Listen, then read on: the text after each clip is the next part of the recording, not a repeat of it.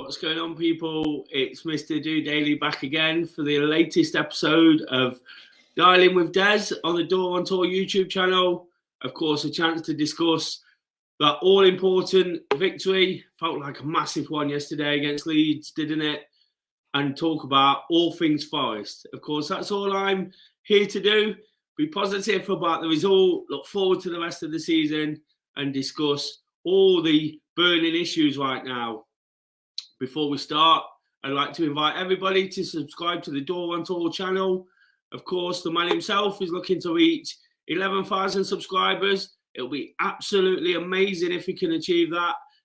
So if you can help him get over that next milestone, that'd be absolutely fantastic. Also, if you could like this episode, that would be brilliant. Support what I'm trying to do here on a Monday. Just carry on the conversation about all things Forest and everything that keeps us ticking over the weekend. You know, it's always great to get it off your chest, whether it is all positive or you've got one or two bones to pick in what's happening right now. I can't really see that, but again, we've all got our ideas around football. It's just a chance to get involved. So please do give this episode a thumbs up. I'll try and get through as many comments as I can. Lots of people already joining in. If you want to come on the show, hit that link there, what the man's put up himself.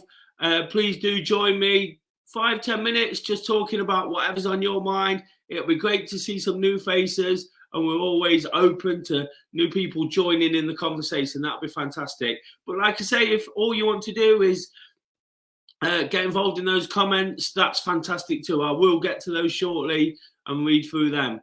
And of course, if you'd like to support the channel as a whole, you can become a member, pay as little as you want really, monthly, just to support what Dore's trying to do to help him keep creating new content, and to help sort of provide the equipment that gets those match day vlogs out. If you've not seen that, check back on yesterday. Of course, it was as excitable as ever. And all those reviews from the game as well. Some of the guys, including myself, giving our post-match thoughts. If you're seeing them and disagree with them, agree with them, you know, again, it's great conversation. All we're looking to do is keep that conversation going, like I say. After a busy period for Forest, we've got a few days off, it seems now. We've got midweek where there's no game, so we can sort of reflect, look on that injury situation. That is one of the negatives right now, isn't it? One or two people injured, one or two probably carrying them and putting in a shift as well. We'll come to that shortly. So there's lots to discuss. And of course, on the back of the game, the Leeds manager lost his job. Another manager to lose his job before Steve Cooper. There was lots of talk at the start of the season about how Cooper was going to be the first one sacked. I think it was Tony Cascarino, wasn't it, on TalkSport?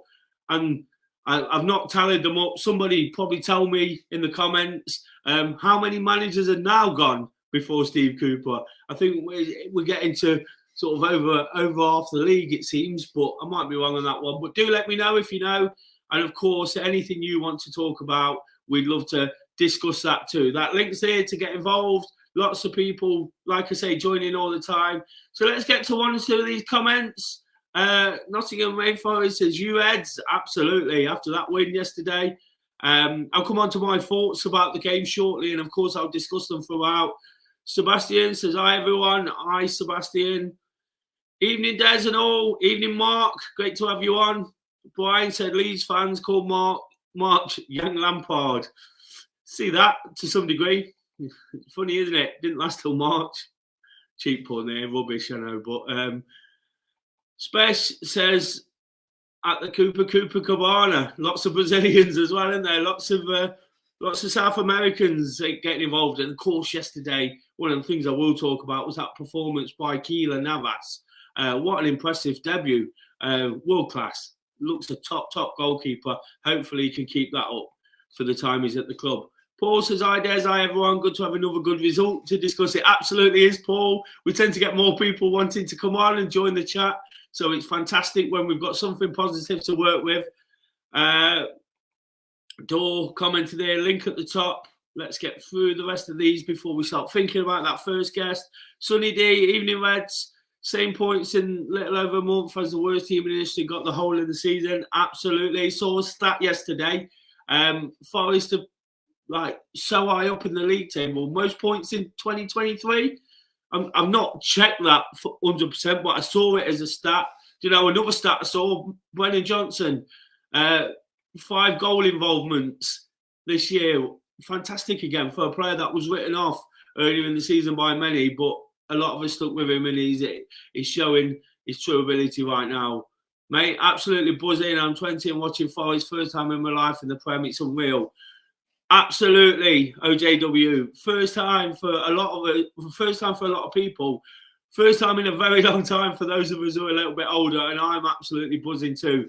Even though I'm feeling under the weather, Forest are keeping me on top of things, keeping me busy. You know, I've been ill for a couple of weeks, but when the football's coming like it is, can't not talk about it, can we? We can't not sort of thrive in it. And people need to remember that, don't they? I've been shouting about it all season. Let's stay behind them, you know, and it's coming good, isn't it? There was talk elsewhere today of, are we actually now seriously considering relegation? Whilst I don't think we'll go down, I think we'll stop up, I think we'll get the points. I wouldn't completely write it off yet. You know, we've still got a long way to go. Some tough games coming up, so it's definitely time to stick behind the boys and stick behind Cooper and what's happening at Forest right now. Aaron says we have 2 of the best goalies in the Premier League. Can't disagree with that. Really, really impressed with Henderson as well as Navas. Is Navas still world class? His positioning was spot on. Is he? You know, on that performance, what I saw, I don't actually think Forest were fantastic yesterday. I thought it was quite a poor performance in many ways. Struggled to keep hold of the ball. Leeds weren't very good either, to be fair. And there's more ways than one of winning a football match. I'm not complaining. I'm not saying this in a negative way whatsoever. But the goalkeeper kept us in it first half. He made sure we had something to build upon. And when the changes were made at half-time, Jack Colback come on. Always been a massive fan, you know. And I think for me, he was the best player in the midfield yesterday. And that says a lot, doesn't it, considering the talent he's got around him. But he come on and he made a difference. And that's what was important. I think that saw us through. Eve says, good evening, Des. Hope you're well. I'm drawing 2 pictures of the inside of the City ground whilst watching and listening at the same time. Brilliant, Eve. Keep them pictures coming. Get them posted up as soon as you've done them. We all love the latest Eve picture. The 2 Red said, that's another one we've got sat alongside Jimmy Floyd Hasselbank. Yeah, we tend to be seeing a few off, don't we? Don't forget to somebody tell me how many have been sacked in the Premier League this season. I'm really interested to know that. Is Danilo a star? I think so. Not just yet. Maybe. You know, first game very good, and he's finding time to settle in. But again, we can't write anybody off, can we, after 3 or 4 games? I think he's got some real quality about him. But maybe we've not seen it in a Forest shirt. But again, like we said about these guys earlier in the season, Ryan Yates, can he adapt? I think he's been brilliant. You know, Brennan Johnson, can he adapt? Morgan Gibbs-White, people were starting to write him off. And now he's the best player by an absolute mile. And he's absolutely brilliant. Another real top performance. Nottingham Forest said, Bolly, Studdard, Navas. I don't really care as long as he gets rid of the ball. Sonny D said, most points in 2023, second highest points from the last 5 games. That's not relegation form, is it? Is it? Plenty to look forward to and plenty to be excited about. Space says, great to hear from a younger fan. I love the fact that he's in the Prem. I've followed the Reds for 50 years. Absolutely. The younger fans are getting to enjoy this. This is why I support the club. Do you know, when I was younger, Forest were a relatively successful side, and you cling on to it's the hope that kills you a lot of the time. And for the last 22 years, you know, the hope's definitely killed me more than once. But we keep coming back. It's that addiction, it's that passion for the Reds that keeps us at it. And when days like this come along, times like this come along, that day at Wembley, some of the big nights at the City Ground, that's what we live for, isn't it? Aaron said Danilo needs to get used to the pace of the game. Interesting comments about Danilo. Of course, we was all really excited, but it's not quite happening at the moment. I'm sure it will, like I said before. John says, we have a squad to match any team, not going to win them all, but I put my life on them not going down. Probably in the same camp there, John. Totally agree. Mohammed says, Navas, great game. Jake says, Colback unsung hero. I think we all agree on that one, don't we? He has been for a couple of years now. True, same. I'm 22 and it's great to see. Gets me emotional. I never thought I'd see the words Premier League in the same sentence. Again, brilliant to see the younger guys really reveling in this. And thanks for watching. It's great to have people on board. Mohammed said, okay, evening. Good evening, Mohammed. Paul, great not to have to worry about how long Endo is going to be out for. That's really interesting, isn't it? Because if he does make a recovery in the next few weeks, I'm sure already there's a bit of a team selection dilemma there. And as somebody who's asked for my opinion on team selection sometimes, making that particular job just a little bit difficult. There's one here, Mohammed. Leeds have sacked the managers today. Absolutely. We've saw another one. Des says, Des, I'm backstage. I can see you. I can see you all waiting. I will get through these comments. Just a couple more before we do. Here's one. Jake says, what's your opinion on Chris Woods? Don't think he offered much against Leeds. Tracked back and defended when needed, but don't believe he had a good game personally. Again, do you know, I've mentioned before, I don't want to sort of throw Chris Wood under the bus, but it wouldn't have been somebody I'd necessarily gone for, but there's been plenty of Cooper signings where I wouldn't necessarily have gone for them. It's but what we have to do, especially when we're winning games, is give people a little bit of time. I'm not saying that winning games should paper over any cracks, but again, like Danilo, it takes time to settle in sometimes, doesn't it? I'm not saying Wood is going to be a world beater. I'm not saying he's going to be absolutely useless, but we've got to give him a few games at least. You know, we've not seen a great deal yet, but again, people are starting to question Danilo, and I'm sure most of us really, really want that one to happen. Just a couple of people being mentioned here. Aaron says, I was lucky enough to watch Collymore and Roy. Weren't we all? That was a fantastic period and the one we can really look back on. Spes says, I watched John Robertson, only the greatest player in Forest history. And last comment for now, Marcus says, evening days, looking forward to Fulham. My home game living in Putney. Really looking forward to it too, Marcus. I'll be down there with Dore and the boys.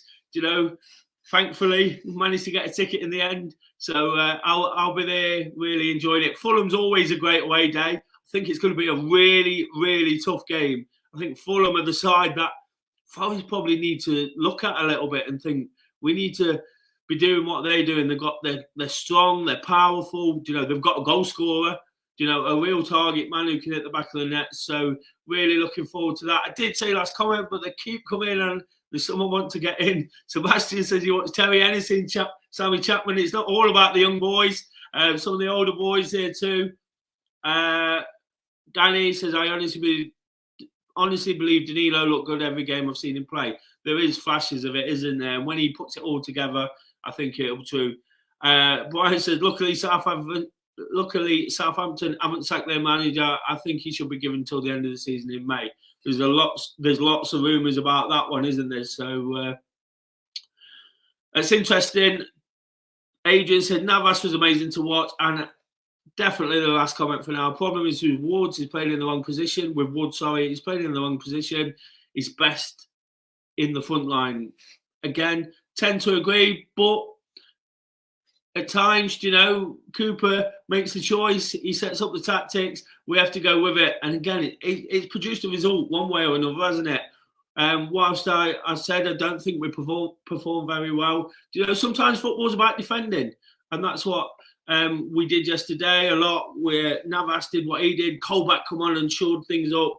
And, of course, what a goal by Johnson. Still really, really impressed with the finish. You know, he took that so well. And when that's the only real bit of quality in a football match, you know, you take it and you move on.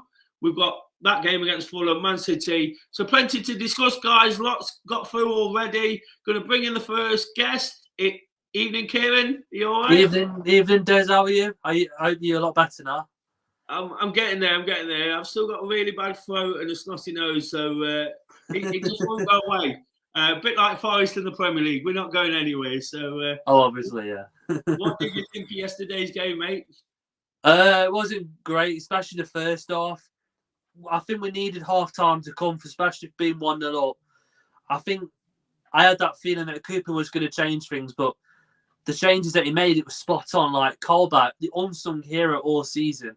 Every time he comes on, he's just so reliable. Even though I've never been a Colback fan, but he has won me over this season, even last season. But yeah, Colback really stood out yesterday. Just short things up in defence and midfield, and it was good to see. It was, and there's a couple of comments already which I want to sort of refer to. One here, look, Ant says, ugly wins like yesterday are what keep you in the league. Absolutely. And the players like Colback add to that, and another one who we brought on. Bit of a surprise he wasn't starting, to be honest. Don't forget, OEA. I always say it, well, I'm going to get accused of some story. He sorted out Nonto and stopped the foot down the wing. He did a good job on him. I actually had the pleasure of watching the game with an ex-pro, and he was saying, he's going to get a booking at any time. But he stood up to that test because Nonto was all Leeds really had, wasn't it? They didn't pose much of a threat, did they, Kieran? The thing with Leeds, they haven't really got a standout name in their team. Like, since they got rid of Phillips and Rafinha, they haven't really got a standout name in that Leeds United side. Only him, really, and that's pretty much it. Now I'm actually surprised they've sat Marsch, though. It's a strange one. I think he was going to go at one point, but I think sacking him a day after was a bit strange, and for Leeds to do that, because they backed him for 90 million to bring in all these transfers and all these American lads. But I thought they were going to give him another 2 games, but very interesting. I think Leeds could be in big trouble now. But yesterday, they pressed really well, really got at Forest in that first half. I don't think the lineup wasn't great. I don't think the midfield expected our press. I think with Leeds, how they press a high line.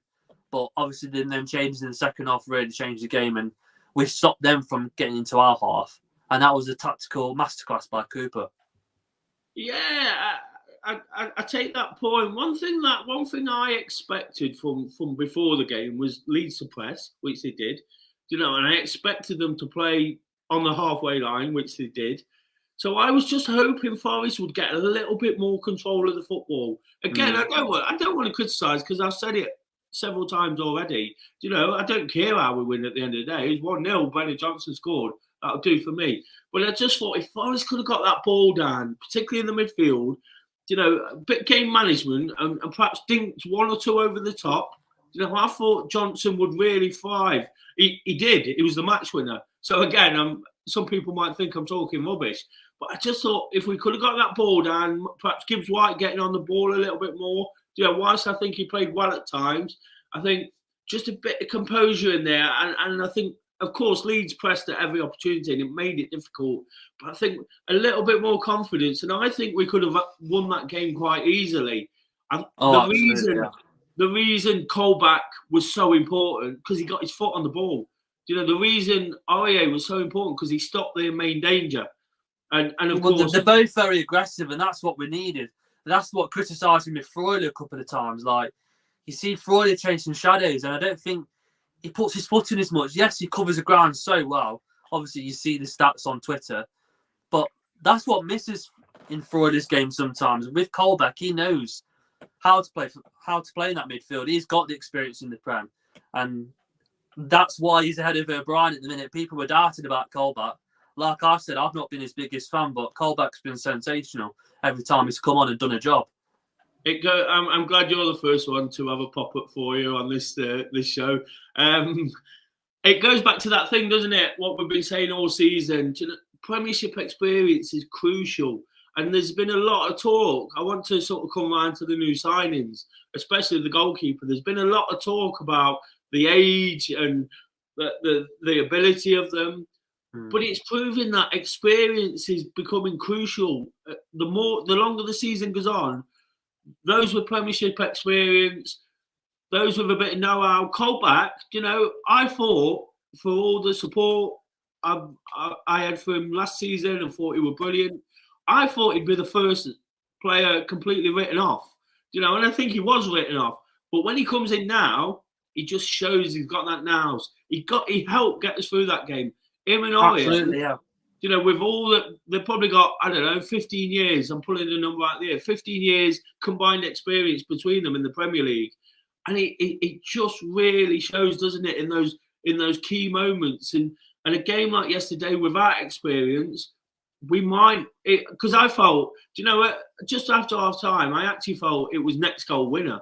I thought if Forest get it, Leeds will never come back. And I thought if Leeds get one, they might go on and get two with the way they were sort of in our faces. So you put those players in and they make a crucial tackle. Colback, just a little bit calm on the ball. Just takes the pace off it. Just attack. Game management, again, is the word we all use these days. I think that was really important. So on those sort of experienced players on the signings, starting with Navas, what do you think about the business in January?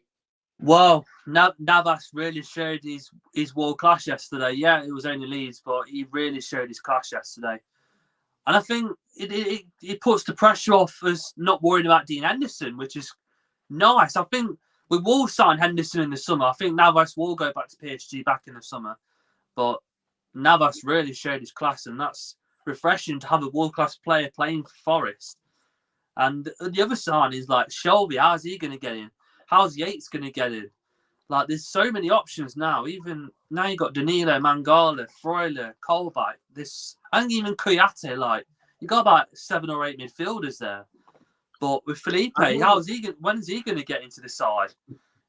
Even Bolly or McKenna might even drop out.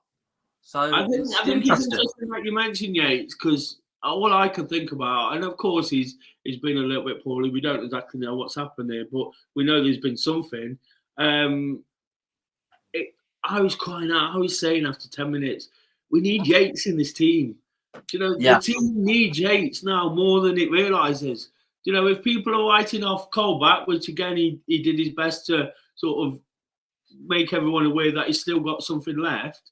But if people are writing off that, we need that type of player, because I'm sorry if it's controversial, if people don't like it. Mangala and Foyer, and Danilo to some degree, aren't producing right now. They're just not producing. Mangala is the most ineffective footballer on the pitch. I get, whilst I have question for you, I get at times why he plays and what he brings to the team. But Mangala's really ineffective. And is he an attacking midfielder? Does he want to break things up? Does he want to pass? He seems to sort of move within a 5-yard space. I don't think Mangala's played in the right position now. I don't think the position suits him. Like, you look at the start of the season when we're playing 3 at the back, it really suits him, because that's where we were seeing the best of Mangala. I don't think it suits him. So in your opinion, Kieran, because I'd be interested to know, and I'll perhaps give my opinions at the end, but the midfield, we keep talking about people are not playing in the right position. You seen yesterday, Foyer went back to the bottom of the midfield, in a role that we thought that Danilo had been brought in for to dictate the play. So we play a midfield 3. I don't think there's much sort of movement from that. So on that basis, who starts in midfield to get a bit more control of the football, to take the games to some of these lesser teams? We know it's going to be a battle against the big teams. We know against teams like Man United and Liverpool, perhaps not Liverpool, they're not doing too well. Arsenal, Man City, of course, next at the City ground. We know we're going to have to concede possession. And I accept that. And I accept it in any game to some degree. But against Leeds, I'd have liked us to get just a little bit more of a foot on the ball. So the midfield for me was an area where I think we've got to get that right. And you mentioned all those players, Kieran. Some real good ones. They've played in various roles. Who is the 3 that starts for you in that next relegation 6-pointer, if that's what we're calling it, or that game to keep us up? Who are the 3 who start midfield? Well, I definitely think Yates has to start. I know people be like, "Oh, he's not the most technically gifted." Like, that's a load of rubbish. Like, Yates has been our most consistent footballer this season. Yeah, I think maybe sometimes he could struggle to get into the team with the options that we do have, but at the moment it's not working. I think it will work eventually if you give him time, like Mangala. I don't think Mangala's still fully fit. I think he's played for like, I don't know, 2 months and he's not playing 90 minutes, and I just don't think he's up to speed. Or maybe he's not even playing the right position. But Yates, for me, has to start because so that's one of three. He makes us tick. Do you know what he makes us tick? That's one of three. Who's playing with Yates in that midfield? Oh, it's so hard. I think Danilo has to start there. I think he will become good. Like, you're not spending 18 mil to sit on the bench. So Danilo has to start. It's hard though because I don't think Cooper's going to drop Freuler. Because every time Freuler plays, he never goes off. He only went off against Man United, so we could save him for Sunday. But I love Freuler, but it's so hard. Maybe Kouyaté. Okay, I was looking for 3 names to know. Perhaps revisit that with some of the guests later on. What I will say, Kieran's a member of the channel. Dore informs me that he's been a member for over a year now, so this is his birthday appearance. 13 months. 13 months. So thanks for all the support to the channel. I know you get behind the stuff I do as well. Always great to have your opinion, Kieran, and one of the younger guys looking in, enjoying the Premier League, hopefully still. Are you? As always. And we'll speak again soon, mate. Really appreciate you opening the show. No worries, Des. See you soon, mate. Cheers, Kieran. That was Kieran. Got some great opinions there on the team. I pushed him a little bit for a midfield there. You know, I'm going to ask some testing questions tonight. Something I'm going to pose to some of the guests, different kind of things. Just 80 people in. That's absolutely fantastic.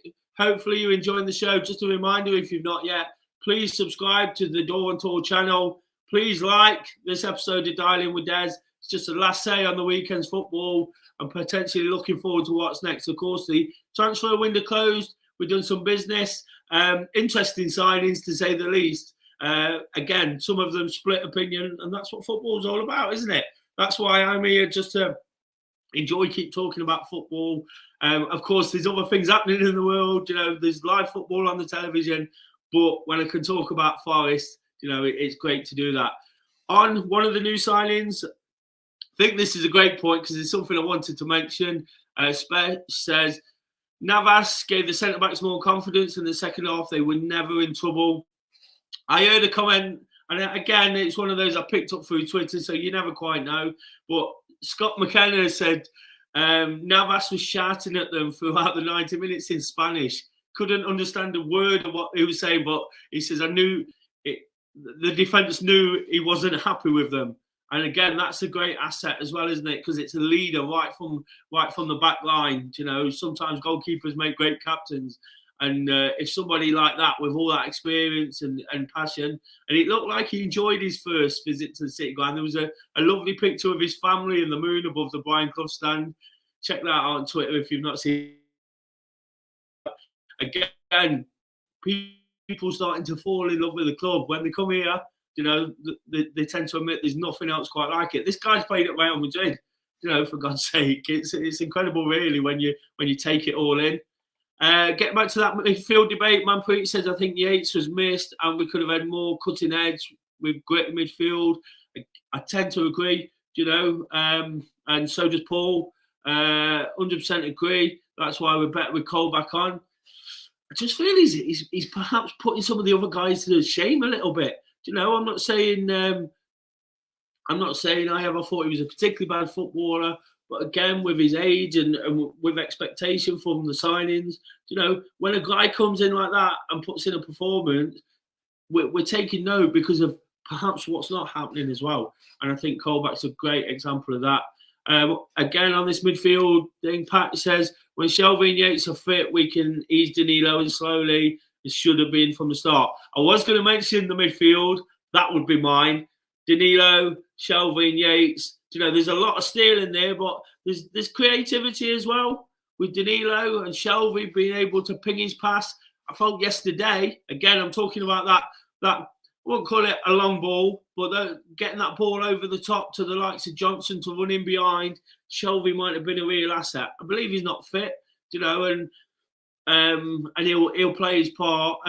But I think that was the game that will suit him, and that's what might be the game to suit him as the season develops. When we're in these scrap for points to get over that magical number, don't know whether it's 35 or 40 or whatever it's going to be, but we're getting ever closer, aren't we? So, like I say, keep liking the episode as well. That'd be fantastic. Keep dropping your comments in. Lots of people talking about this midfield now. I posed that question to Kieran. I'm not a big fan of Foy so far. Space says, just wait till Shelvey's fit and we have a player who puts his foot on the ball and plays it forward. Again, that's what I've been talking about quite a lot. Evening, Annie. She says hi to the rest of the Reds looking in.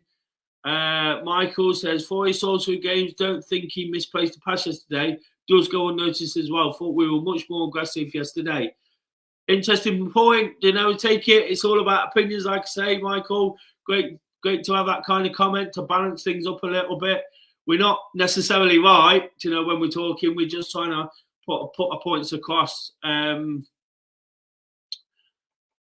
There's one. Kiyate will replace Mangala. Again, that Premiership experience has been so crucial so far, hasn't it? And he had a massive part to play. It'd be interesting to see him in the kind of form we're in now, and if that transpires into what we're doing at the moment and the way the club's made signings. So it'll be really good to see him back. Not sure what the timescales are with him.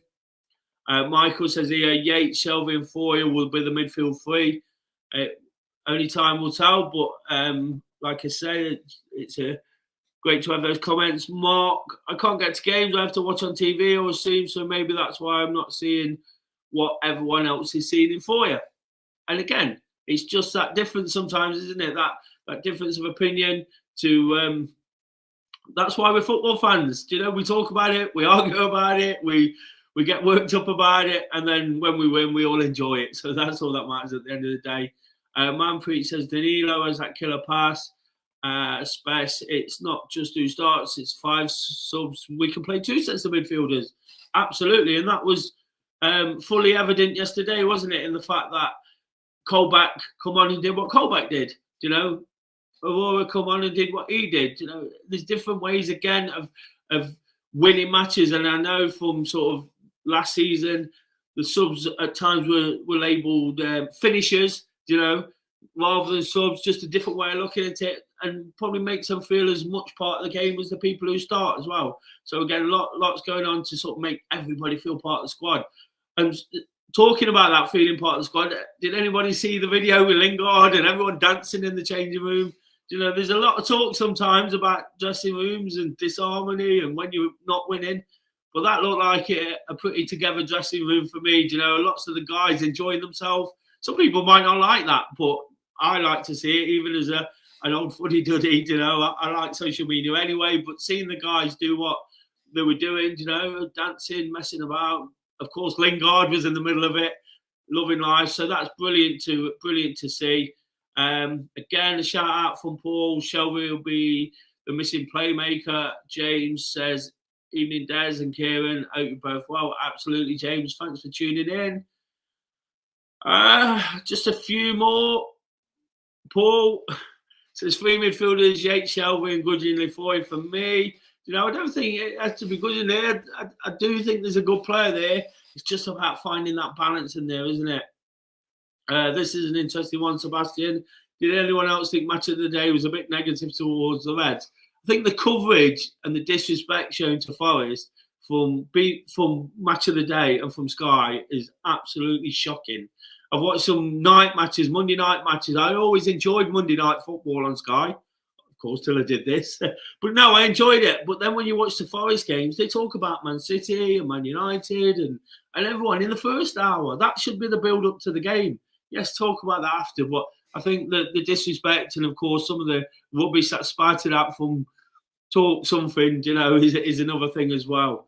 Spesh says Danilo, Yates and Shelvey. Second half, Kiyate and Foyer.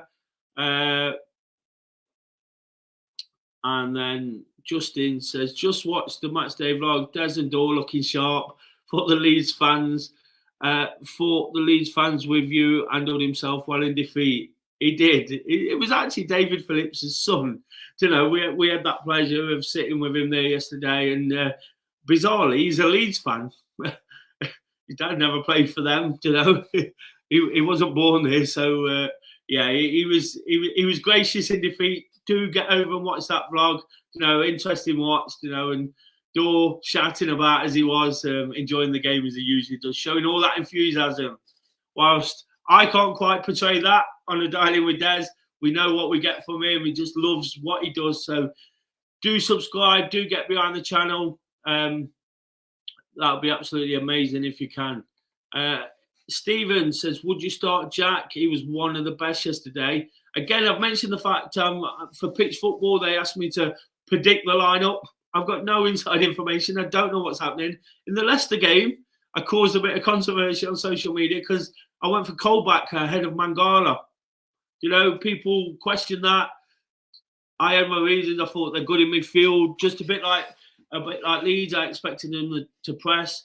And for me, you just want someone in there a bit more workmanlike, but going to put his foot in, and someone where you really know what you're going to get. And I think that's the key with Colback, isn't it? Mr. Consistency. Barely make. Yes, he can be liable to a booking. Players of his nature tend to be so. But somebody who you know what you're going to get. You're going to get an 8 out of 10, 7.5, 8 out of 10 every week. A really good performance. Whereas Mangala, you might get a 9. You might get something, earlier in the season, I thought we were going to get a few 10s. But, it's not quite been that, is it? It's not been terrible at times, but it's what he impacts, and we know Jack's going to be at the heart of everything, especially in a defensive game like yesterday's was against Leeds. Couple of comments about the television stuff. Pundits have tunnel vision, absolutely. Most of them talk rubbish, including the people who talk on here like me and Dore, but we'll keep going. There's always somebody to have an opinion. I've spoken about that already. They all wrote us off and can't come around to the fact we're actually doing all right for ourselves. It boils back down to that thing, doesn't it? I posed the question to you guys. Are we still in a relegation battle, or are we looking to push on now? I think we're sort of caught between a rock and a hard place still, because it'd be folly to think that we're completely out of it, because we've got some tough games coming up. But a few more points on the board, and I think we can really, really start to do what Danny says. Dream of a top 10 finish. There's 1 or 2 people who've stuck the neck out. So hopefully that might happen. Lee says, "Hi everyone, hi Lee." Last comment before I come to the next guest. Michael, do you think it will change to 3 centre backs at Fulham? No, because I don't think it worked very well. That's just my opinion. Again, I'm not privy to this kind of thing. So hopefully he can get the right selection and we can get something out of it. Answering my question there, Aaron, relegation battle. Still, again, I still see these games as big games. Yesterday was massive for me. With the results the way they went Saturday, some of the teams picking up points at the bottom. Everton, of course, with that massive win. Leicester winning. Wolves with that good win against Liverpool. I felt put us under pressure, but just that little bit of breathing space again, I think just takes it off a little bit. And if anything, calms the fans down a little bit, because we all know what it's like when it don't go too well. There's a little bit of panic setting, but hopefully for a couple of weeks we can avoid that. Manpreet says Niakate, Bolly, McKenna, Philippe, Worrell, pick 2. For me, Bolly. The others, I don't know. Niakate did brilliant, when he came on. But again, whilst I talk about not writing players off, let's not build them up sometimes as well, because this guy's been injured for a long time now. So when he comes back, Felipe seems like he's got good pedigree. He comes from a defensive nature. Atletico Madrid are them mastered the art of defending, and Diego Simeone, it means he's probably going to be aggressive and workmanlike, and it might just be what we need. But again, at the moment, for me, on what I know, purely on what I know, I'm not going to pretend I know things because I'm talking about it. But for Bolly and Worrell, I was a little bit surprised with McKenna yesterday, and whilst I love the guy for what he did last season, I go Bolly, Worrell. Hopefully Felipe's a good player. Niakate comes back strong, and again, it poses as a real selection headache. I'd love to see that when they come in. Dore says joining people, link at the top. I've waffled on enough now. I promise to get the next guest in. Scott's been waiting patiently. Good evening, Scott. You all right? Good evening, Des. How are you? I'm good, thank you. Still over the moon about the result yesterday. What are your thoughts on the game? Yeah, I think so. I think I've thought about it a lot today, actually. I think yeah, performance-wise, there's a lot to sort of work on.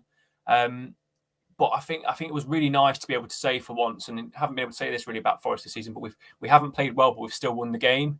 I think especially towards the start of the season, obviously we had a few sort of run of bad performances, and we were coming away from the games with nothing. But I think it's a sign of a good team, and it's a sign of a transitional period, I guess, when we're winning games without actually having to play too well. And another thing I think has been rare to say this season as well is that we didn't really look like conceding a goal.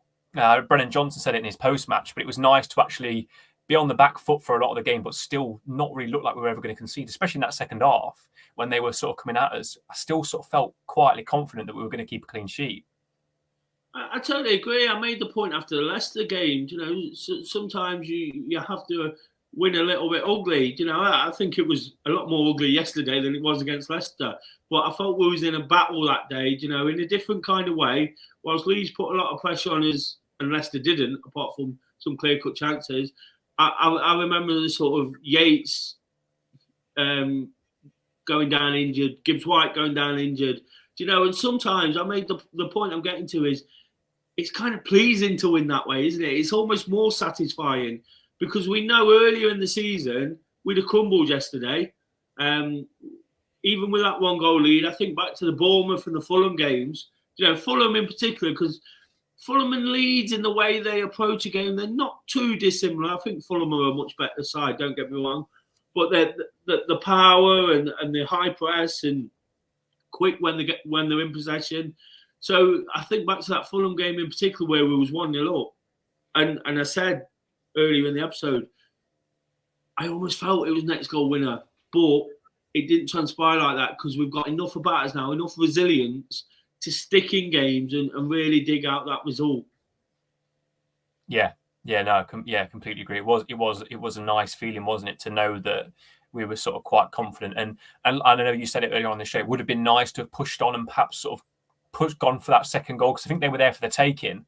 I think defensively they sort of looked a little bit wobbly all game long and they pushed a lot forward. So it would have been nice for us to sort of put that game to bed. And I think there's going to be teams that we play later on in this season where we will need to score a second goal. Because don't get me wrong, we weren't great yesterday, but I thought Leeds were poor. I think especially in the final third, they were awful. But there will be teams that come to the City Ground who are a lot better than that, who will convert those chances. So we are going to need to sort of be a bit more ruthless with getting that second goal, getting the third goal, getting the fourth goal. Do you know what I mean? Like really pushing on and sort of battering teams, which would be nice to see, I think. And for me, and I've been talking about it for a while, no surprise to you, but the midfield can play a massive part in that. The goalkeeper was the man of the match. I totally agree with that. The defence put the bodies on the line. Everyone's talking about Aurier when he came on, but I think Nico Williams had a decent game as well. Lodi seems to just be really steady now and almost unpassable at times. Really questioned his defending early on.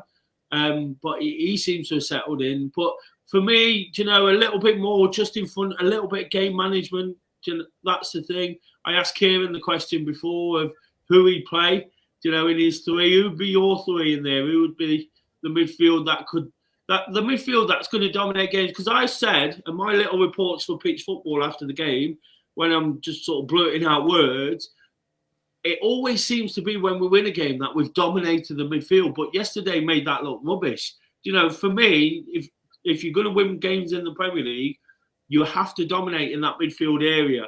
Sometimes strikers miss chances. Sometimes defenders make mistakes. But when your midfield's on top of things, you're generally in the game. And like I say, it was disproved a little bit. But over a period of time, we can't play like that every week, as satisfying as the win is in those circumstances. So who for you is what's going to make it work? There's lots of good players there, Scott. There's lots of players who I don't envy Stevie Cooper's team selections, but who would you put in there?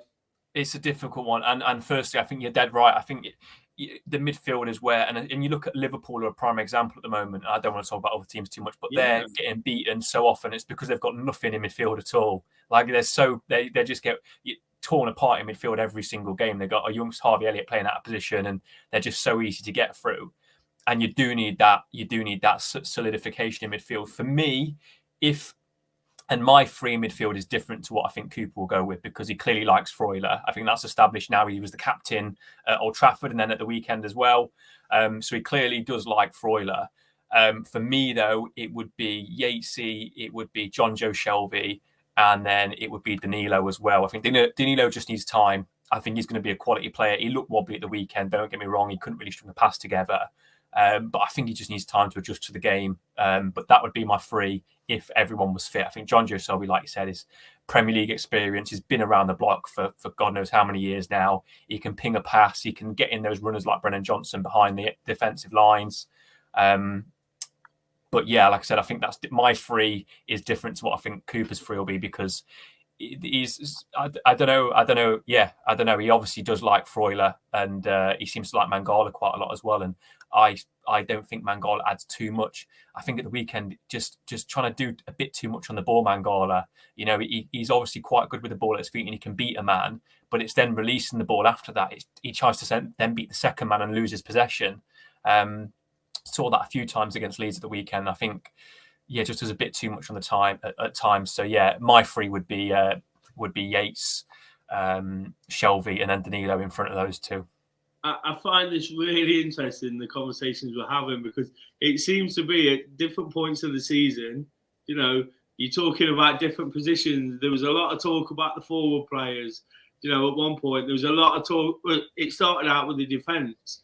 Who plays in defence, you know, because everywhere else picks itself. And then it was the forward players. Do we play Wanya on the left? And, you know, who plays and all these things. And now there's a little bit of focus on the midfield. And that's how it should be, really. You know, if you get into the crux of things and trying to sort of establish where we can improve, I think that's where the conversation's got to go. Because at the end of the day, I think one thing is sort of guaranteed now is that, I think one position might be absolutely nailed on, and that's Gibbs White, because I think Cooper would probably like to build the team around him. But other than that, you know, other than him and Johnson, really, there's been lots of changes throughout the season. So nobody's really sort of nailed on, and I think in the midfield in particular, it might become a sort of horses for courses scenario where he'll pick different players at different times and rest players. We've seen that the Premier League's demanding. Those two League Cup games, in all honesty, took a lot out of Forest. You know, it's tough opposition. We picked up 1 or 2 injuries, didn't we? So, but what was really pleasing for me yesterday was how they bounced back from that. Lots of people get a little bit too irate, in my opinion, when we play these big teams and we get a bit of stuff in. You know, I don't like getting beat as a Forest fan. It makes me angry. It makes me upset. You know, none of us want to see that. But we've got to be realistic here. And if we're starting to compete a little bit better, you know, it's not easy. When we concede to United at home after a minute, it's always going to be of 5 minutes or whatever it was. It's going to be an uphill task. But then to go there and cling on in the game, you know, just gives you a bit to work from, a bit of confidence, you know. And I think it's important when we come out of those games when we have a tough one, you know, because yesterday was tough. Let's make no bones about it. It's important to come out of them and just sort of get that 3 points and just get going again. Because we've seen with Cooper over the last 18 months, his teams like work off momentum, don't they? You know, when it's going well, they just build on it. They build on it. They build on it. All of a sudden, yes, people have spoken about 30 signings and we can't keep doing that. But we've got a squad where no one's really guaranteed. You know, like I say, perhaps 1 or 2 you'd expect to play most of the games. But it's for me, it's such a good place to be right now. You know, 24 points with, again, someone correct me if I'm wrong, 14, 15 games to go. It feels doable. It feels achievable. And I'm really, really looking forward to seeing the second half of the season with some points on the board, because it was all a bit ragged, wasn't it, early on? Yeah. Yeah, What I think it'd be nice to just get some away points on the board as well, wouldn't it? To just be scoring goals away from home. I'd love to see us go and win at Fulham. I mean, obviously it's a very difficult game. Don't get me wrong, but I mean we beat them at Craven Cottage last year. You know, and I know it's a completely different team now, but it'd be really nice for us to go and sort of start getting some points on the road. You know, at home, I truly fancy us against anyone in the league. You know, and we play City there next, and I fancy our chances in that game even. I just think, yeah, to score some goals and pick up more points on the road would be really nice to see, I think. Absolutely, and there's comments coming in about the squad and how solid it's looking. Mark says the squad's looking solid, and Manfred agrees. You know, we genuinely have multiple individuals in position. Just looking at one or two here, someone agree with you. Scott Davis says agree with Scott. I came up with that earlier. Foy not essential. You know, again, he's the guy now who splits opinion, isn't he? Owen says Foy covers so much ground in the midfield, and now I say armband Cooper won't drop him. Again, only time will tell with that. But again, it's all about opinions. You know, it's been great to have you on, Scott. Before you go, tell us about Scott Talks Football. Yes, thank you very much. Yeah, so I've just started a YouTube channel just over a month ago now. I've got a lot of Nottingham Forest content on there. Obviously, I go to the games like you guys do, and I try and review the games after as well. I also just cover a lot of Premier League football in general, so I'm just a bit of a football fanatic. So I do a lot of content, cover a lot of stories and stuff. And yeah, if that's your sort of thing, then feel free to go over and check it out. I'm really enjoying it at the moment. I'm still sort of like relatively new to it, so talking in front of camera and stuff is still quite new to me. But I'm really enjoying it. So yeah, it's tough, isn't it? Yeah, you know, so somebody always picks you up when you say the wrong thing, but we do it because we love it.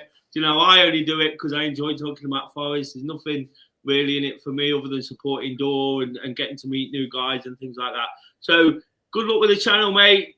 Make sure you subscribe, everyone, to Scott Talks Football, and thanks for coming on tonight. Really appreciate. Cheers, Des. Have a lovely evening. Take care. Cheers. That was Scott. I did some great conversation there again. Really enjoyed having him on, and like I said there, just to reiterate, get over and find his channel, and get on there as well. Just some comments. Mark tells me there's 17 games to go. Makes that task even easier, doesn't it? Even easier. I'm not saying it's going to be easy because I've been cautious all throughout, but 17 games to go, looking at 16 points to be sure. You know, almost absolutely guaranteed. I don't think in a 38 game Premier League anybody's ever got relegated with 40 points. So I think it was 42 once, but there were more teams in the league. So 16 from 17, we're better than that rate at the moment with all the tough games we've had and the tough starts so far. So really interesting. Again on this Foy debate, Foy more tackles than Yates, more interceptions than Yates, better passing accuracy. He's the number one midfielder for me at the moment. He covers so much ground. I'm not sure on the stats, but if that's true, you know, it's an interesting one, isn't it? Something we've got to look at. Thanks for making that point, Tom. Always open to sort of balancing up opinion here, why I've got mine on Foyer and certain players. You know, it's about everybody, and we'll try and share as many opinions as we can. We're 105 people in. Really, really appreciate that support. Make sure you give the episode a thumbs up, and of course subscribe to DoreOnTour. Just looking here, Brian cheekily says 9 points off Europe. Miracle Cooper's next miracle. We can go for this. I fancy September Wednesday night in Trabzonspor. Don't we all? Brian, Trabzonspor. I'm not sure it's the best place to visit at the moment. If you've seen the news, you know what I mean. But could do with some European trips. As younger guys, I say that loosely, you know, that the last European adventure was slightly before the time I started going to football, so I never got to experience it. So I wasn't that young, but no, I'd like a few trips abroad to add on top of all the other trips we make. You know, it's amazing when you get to see your team play in Europe, and some of the nights at the City Ground. So whilst I'm complaining about not being able to get there, I am actually old enough to remember Malmo, Osir, Leon. You know, some amazing nights at the City Ground. Brian Roy scoring that goal in the top corner at the Trent end against Malmo was an incredible moment. And of course, we played Bayern Munich. We won't talk too much about the result in that one though, but it was a great night at the City Ground, great atmosphere. I don't think, even with all the experience we've had recently, and we've had some good ones, that Bayern Munich game just sticks out of being right up there, especially when we made it 1-1 on the night. But we won't, like I said, we won't go anymore. Aaron says, can we beat Man City? Got another guest waiting. I'll get to that shortly. Other teams can at the moment, can't they? So why can't we? We're informed. No, it's going to be tough. If we play like we did against Leeds, we'll get beat. We'll get beat. But we have played better. And so if we put in a strong performance, and just do what we have to do, park the bus, get kicked in the face, do what you do in these games. It's two teams at the end of the day, isn't it? Somebody's got to win, so you never know. Ken says we should aim for 40 points. Even if we don't, its standards are set high. Again, totally agree with that. Whilst I don't think it'll be quite be 40, I think if we aim for that mark, we might get there with a few weeks to spare, and that'd be nice, wouldn't it? A few games at the end of the season without the pressure. It seems like every single game Forest have played for 18 months, there's been so much riding on it. So again, I shouldn't look a gift horse in the mouth, but those mid-table championship days when we finish the season in February, quite appealing at the moment, especially when we're in the Premier League. But no, I'm not taking this for granted. A comment here: if Southampton can beat City, then so can we. Ken says if we do stay up the season, the squad we have acquired could be brilliant. Again, I totally agree with that. Get players fully fit, get them sort of moulded. Another pre-season under Cooper. I actually think Forest are going places still. I don't think the owners settle at mid-table mediocrity. If that's what it's going to turn out. I just mentioned if we do stay up, I don't think the owners settle for that. I just can't see it. And people are talking about signings. I think we'll see another turnover of players to take us to the next level. But again, a lot of that will depend on where we are this season, and hopefully we're in the Premier League next. Tom says, Foy been immense. I think he's a Foy fan, as much as I've said one or two things about him. Ken Shelby will be huge for us at NFFC if he's in form. Absolutely. I think there's a bit of creativity. Confident fan here. James, we will beat Fulham 3-0. Snap your hand off. And Aaron says, I was behind that goal when Roy scored against Malmo. I thought it was going over. I thought when he hit it was going over the Trent end, over the double-decker. But it found its way into the top corner. That was brilliant. Manfred, I've got people now reminiscing. The first leg against Malmo was okay. Chettle scored, a bit like Francis. We only lost 2-1 in that one. For anyone who doesn't know, we lost 5-1 at home. It was so exciting to start with. And Spess says, I have to admit, Foy impressed me yesterday. He worked incredibly hard and was putting in more challenges than before, so he should be given a chance. I don't think his chance is he's had his chance. I'm not saying he should necessarily be dropped right now. I'm just looking at how the midfield works a bit better. He's taken his chance, hasn't he? He's immovable at the moment. So whatever myself or anyone else think, he's the man in possession of the shirt and now in possession of the captain's armband. So like some of the guys have suggested, you'd think he's Steve Cooper's man. Just one of your four is top class. A Rolls Royce of a midfielder, does things that we may not even notice. So again, thanks for the comments. Lots of people still watching. Really, really appreciate the support. Do get behind the channel if you can. Do hit that like button to get behind this episode. I don't want to be like Jesse Marsch and getting sacked in the morning. Dore might be on the phone. He's ruthless at times, telling me what I can and can't do, but I don't listen. I just carry on it regardless.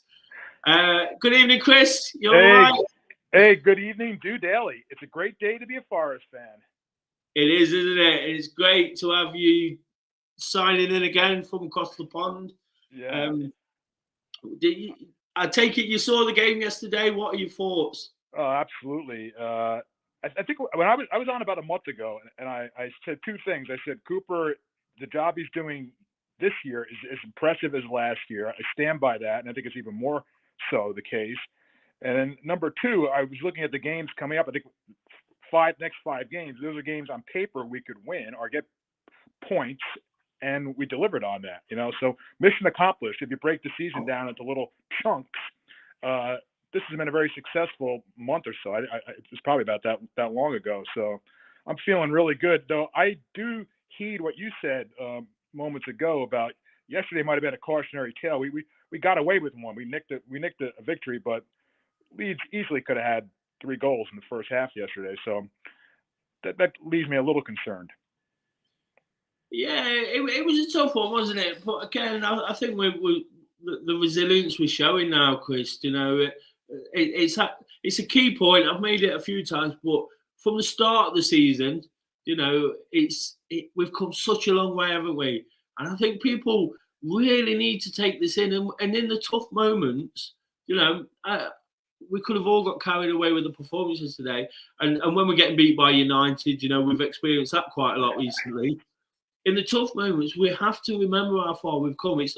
We're not just happy clapping. We're not just saying it for the sake of it, but to come out of the Leicester game, Crystal Palace even before the break, and then Leicester and Leeds, it could have gone. Those are all games that could have gone another way. But somehow we put those points on the board. I totally agree in the sense that I don't think we're out of this relegation battle. My personal opinion, we're still right in the thick of it. 3 points in the Premier League is massive. So somebody here has made a comment, and I totally agree. Manpreet, Man U Leeds on Wednesday is a big game for us. It is, because Leeds pick up a surprise result. All of a sudden, that comfort zone's gone. Yeah. And it is on another note, it's a massive game for us because they play again next Sunday. Both teams, in a bizarre twist of fate, play each other.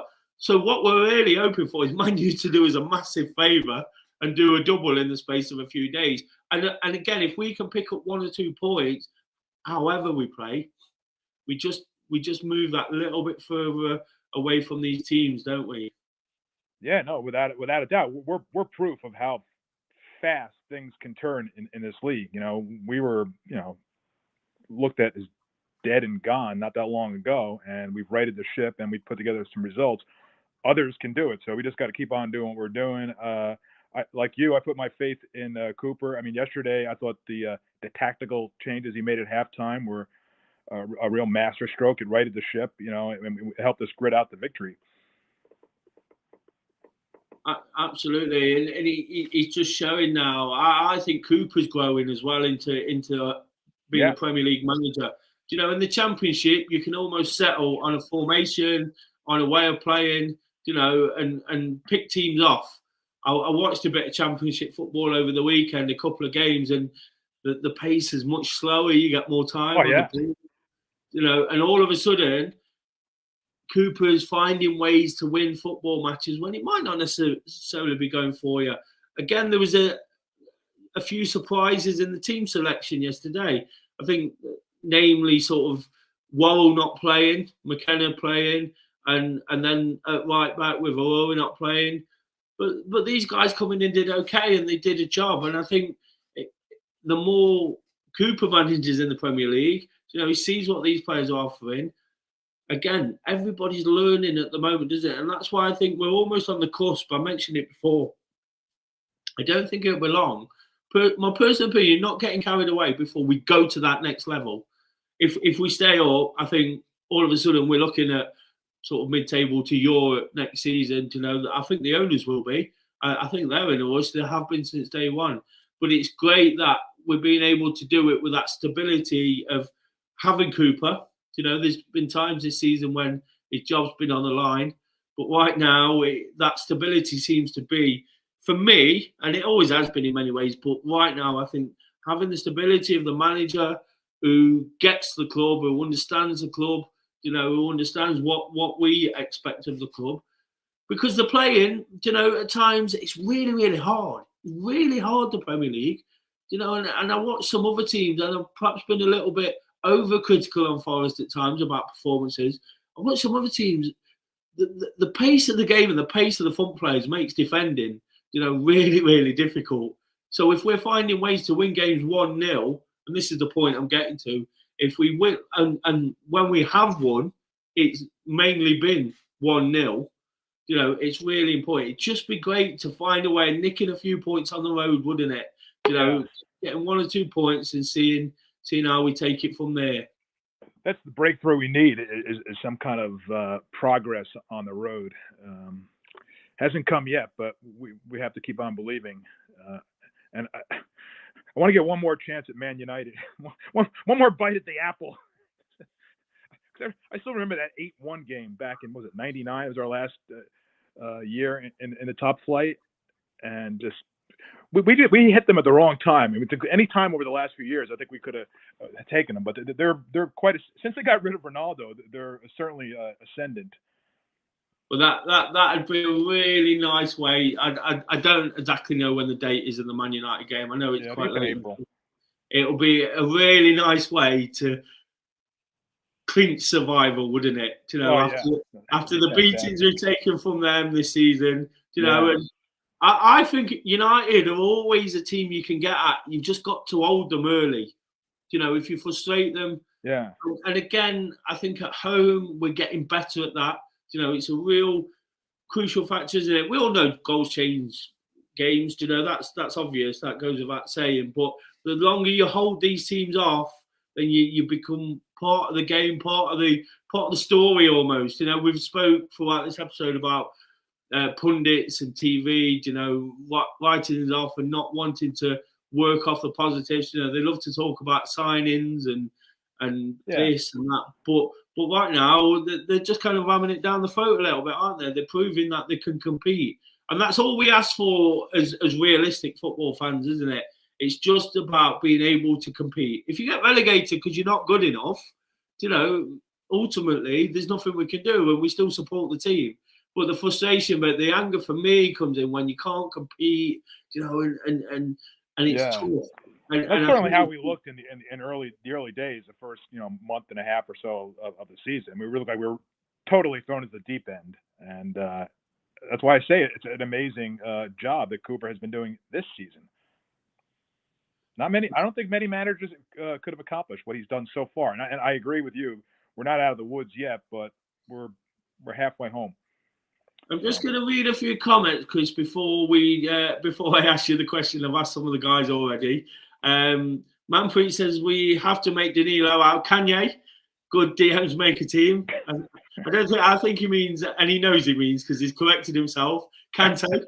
We don't need Kanye causing chaos. Yeah, I don't know where he's going with that. Space says I agree with Chris about the first half. However, in the second half, we should have scored again. What I will say about the game yesterday, I felt more comfortable the longer it went on. Yeah, I thought Colback obviously made a difference, but I thought I thought he petered out a little bit, if anything.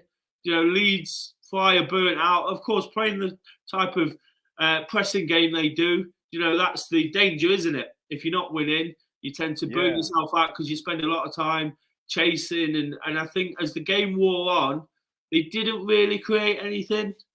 Yeah, I feel sorry for Marsch. I thought he set them up very well. I mean, they were just unlucky, and I'm not saying that just because he's a fellow Yank, but it was a cruel fate for him.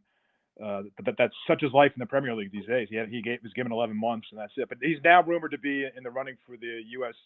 men's national team job. And I think that'll be an interesting development, isn't it? I don't know if you knew, there's a lot of rumours that when the whole Dave Murphy thing happened, Dave Murphy was really keen on getting Marsch to Forest before Cooper. Oh, really? I didn't know that. Which was a lot of rumours over there. I'm not sure how true that is, but that might have been an interesting. We might not have experienced what we have, and we might have.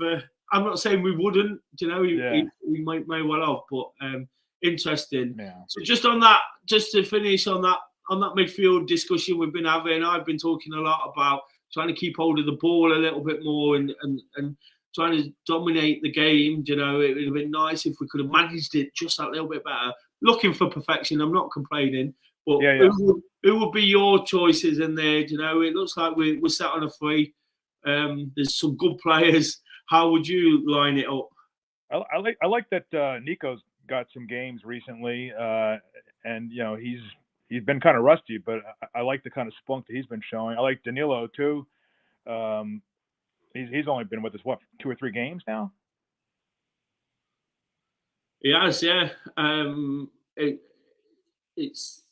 They're looking good. What about the goalkeeper? There's one. Do you know the goalkeeper's performance yesterday? I mean, he saved us in his first game. Literally saved us. And the guy seems very comfortable with it. I got to imagine he was impressed. I mean, he's played it. Obviously, he won the Champions League, so he's been at the pinnacle. But I got to think he was pretty impressed by the whole scene yesterday. Yeah, it's a special place on match day, isn't it? You know, the City Ground, and I think these players coming in, they've probably experienced nothing like it.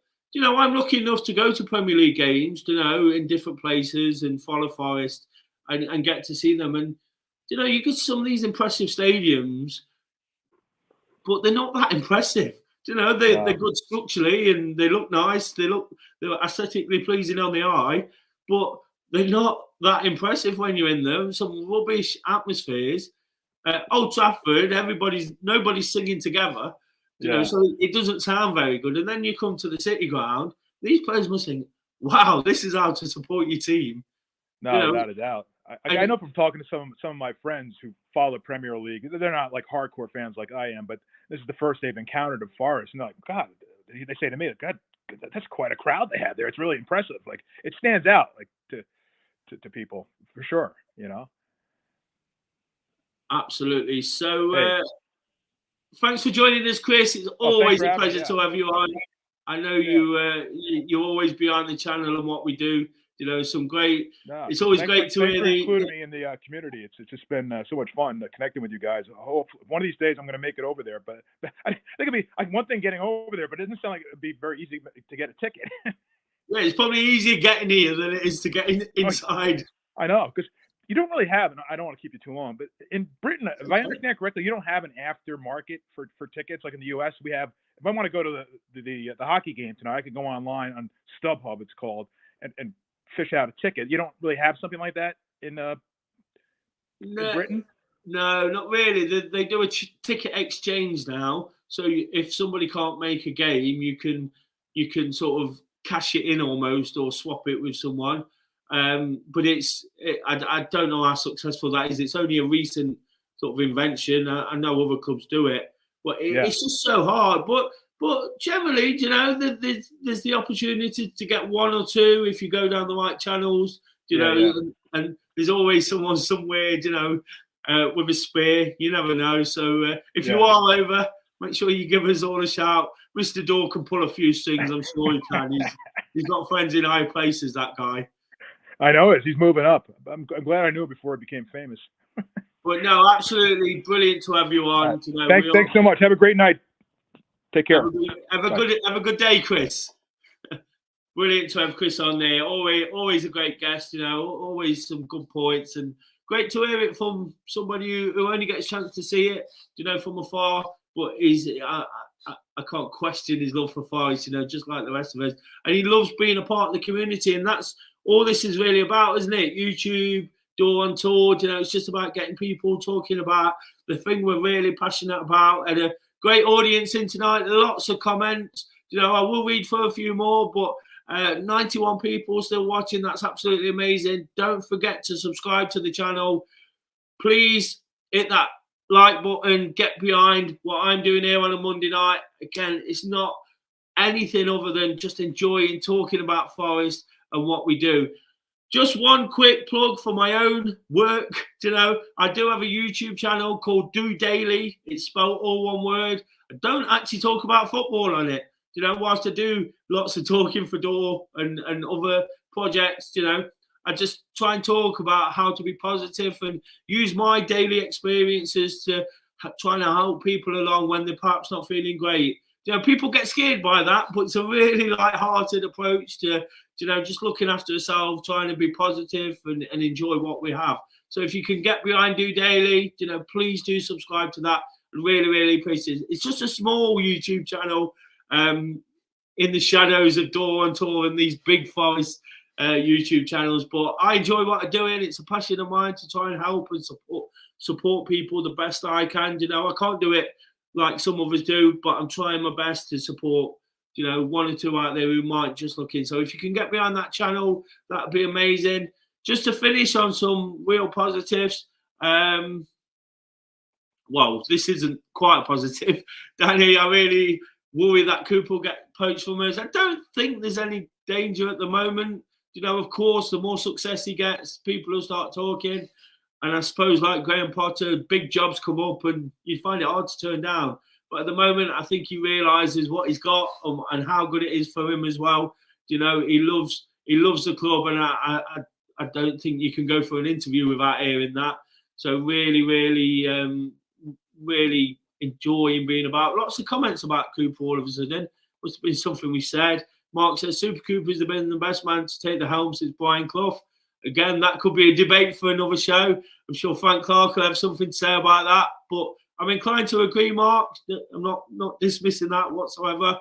Nick says Daniel Taylor has cost that room and Cooper was Murphy's only choice. I think I saw that on another podcast as well.